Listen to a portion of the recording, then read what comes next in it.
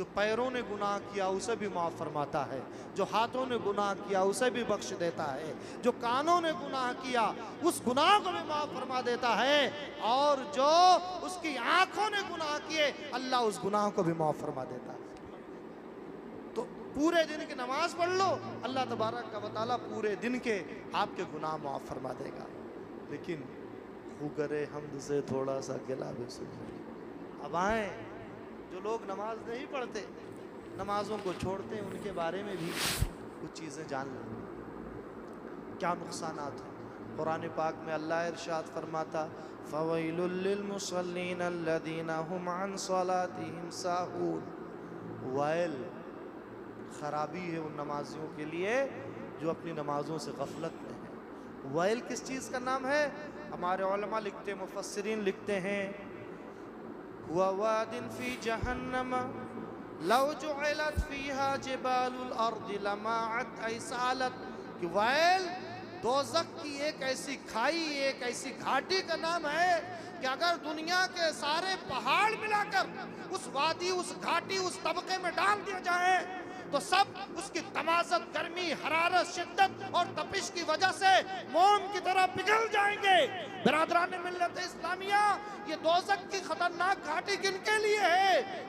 उन लोगों के लिए जो नमाज तो पढ़ते हैं लेकिन सही वजू करके नहीं पढ़ते हैं, जो कायदे से रुकू और सजदा करके नहीं करते, जो औकात गुजार करके नमाज पढ़ते हैं, उनके लिए है। अब आए उनके बारे में जाने जो सिरे से नमाज ही नहीं पढ़ते हैं। तो कुरान पाक में अल्लाह तबारक व तआला इरशाद फरमाता है, फी जन्नतिन यतसाअलूना अनिल मुजरिमीन मा सलककुम फी सक़र क़ालू लम नकु मिनल मुसल्लीन। कि जब जन्नती जन्नत में डाल दिए जाएंगे, दोज़खी दोज़ख में डाल दिए जाएंगे, तो अल्लाह तबारक व तआला जन्नतियों को हुक्म देगा कि वो दोज़ख वालों की तरफ झांक करके देखें। जब जन्नती जहन्नमियों की तरफ झांक करके देखेंगे, उनके अज़ाब का मुशाहदा करेंगे कि हर कोई चीख रहा है, चिल्ला रहा है, प्यास से तड़प रहा है, तो वो इतना पूछेंगे, मा सलककुम फी सक़र। ऐ दोज़खियों, ये बताओ कौन सा अमल दुनिया में तुम्हारा था जिसकी पादाश में तुम्हें ये दोज़ख और दोज़ख का अज़ाब का सामना करना पड़ रहा है?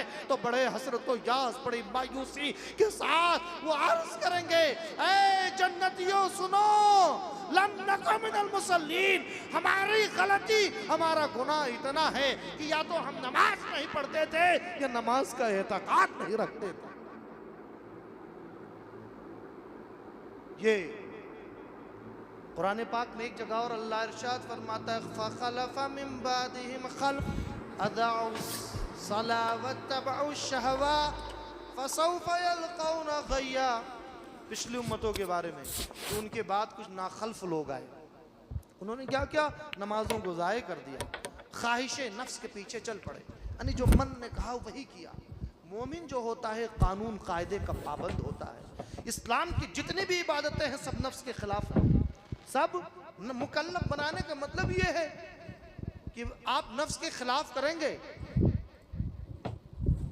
इस्लाम की इबादत ये नहीं है कि जो मन चाहे वही करें और जो मन में ना आए वो ना करें।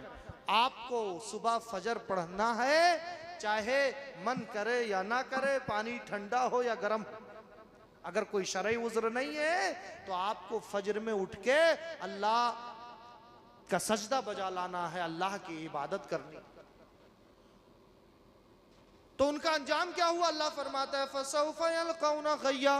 तो दोज़ख की एक वादी है जिसका नाम ग़य है, वो ग़य में पड़ेंगे। ग़य कौन सी वादी है? अल्लामा सदरुल शरिया रहमतुल्लाह अलैह फरमाते हैं बहार शरीयत में, वो दोज़ख का एक ऐसी वादी है जिसमें कुआं है जिसका नाम हुबहुब है। जब दोज़ख की आग बुझने के करीब होती तो अल्लाह उस कुएं को खोल देता है, जिससे दोज़ख की आग पहले से ज्यादा तेजी के साथ भड़कने लगती है। इसमें किन लोगों को डाला जाएगा? इसमें बेनमाजियों को डाला जाएगा, जानियों को डाला जाएगा, शराबियों को डाला जाएगा, और जो लोग माँ बाप की नाफरमानी करते हैं उन्हें डाला जाएगा। तो ये उनके लिए है ग़य की खतरनाक वादी। अब आप बताएं, बस आखिरी बात कह के गुफ्तगू खत्म कर दूंगा।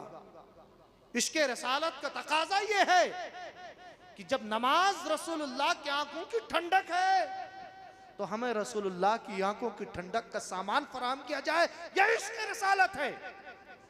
इश्क़ रसालत ये है, आका फरमाते हैं अंतुम फिस सलाम वंतज़रतुमुस सलाह, जब तक तुम मस्जिद में बैठ करके अगली नमाज का इंतजार करोगे तो इंतजार की घड़ी भी नमाज ही में गुजरेगी। तो मस्जिद में वक्त देना नमाज के इंतजार के लिए, ये इश्क़ मुस्तफ़ा है। आओ इश्क़ मुस्तफ़ा फारूक आज़म से सीखें। फारूक आज़म पर उनके कातिल ने हमला कर दिया है, जख्म इतना सख्त है, फिरोज अबू लूलू नामी शख्स ने हमला किया था, इतना सख्त हमला किया कि जो खाते हैं जख्म के रास्ते से निकल जाता, जो पीते हैं जख्म के रास्ते से बह जाता। वो फारूक आज़म जिनके इशारे से कैसर और किसरा की सल्तनतें थर्रा उड़ती थी, वही फारूक आज बिस्तरे अलालत पर हैं। फारूक आज़म अब बोल नहीं रहे। लोग चाहते हैं अमीरुल मोमिनीन की ज़बान खुले और ममलकत इस्लामिया में गुन नगमगी गूंज जाए। फारूक आज़म बोल नहीं रहे हैं। हजरत मिस्वर इब्ने मखरमा जो फारूक आज़म के मिजाज शनास थे, लोगों से कहते हैं घबराने की कोई बात नहीं, जब नमाज का वक्त हो तकबीर कही जाए तो जाओ फारूक आज़म के कानों में नमाज का नगमा छेड़ देना। लोग अब नमाज के वक्त का इंतजार कर रहे हैं। जब नमाज का वक्त आन पड़ा, फारूक आज़म के कानों में जाकर किसी ने कह दिया अस्सलात अस्सलात या अमीरुल मोमिनीन, ऐ अमीरुल मोमिनीन उठिए, नमाज का वक्त हो गया है, उठिए, रसूलुल्लाह की आंखों को ठंडक पहुंचाने की घड़ी आ गई है। वो फारूक जो बोल नहीं सकते थे, जो खा नहीं सकते थे, जो पी नहीं सकते थे, जब रसूलुल्लाह के आंखों की ठंडक पहुंचाने का वक्त आया, फारूक आज़म उठ के खड़े हो गए। नमाज इस तरीके से पढ़ी कि आपके जख्मों से खून रिस रहा था। फारूक आज़म ने नमाज पढ़ने के बाद रहती दुनिया तक अपने मानने वालों को जो पैगाम दिया वो ये था, ऐ मेरे मानने वालों सुनाओ, उस शख्स के इस्लाम में, उस शख्स के ईमान में कोई भी भलाई नहीं है जो नमाजों का पाबंद ना हो। वमा अलैना इल्लल बलाग। अस्तगफिरुल्लाह रब्बी मिन कुल्लि ज़ंबि व अतूबु इलैहि, ला इलाहा इल्लल्लाहु मुहम्मदुर रसूलुल्लाह।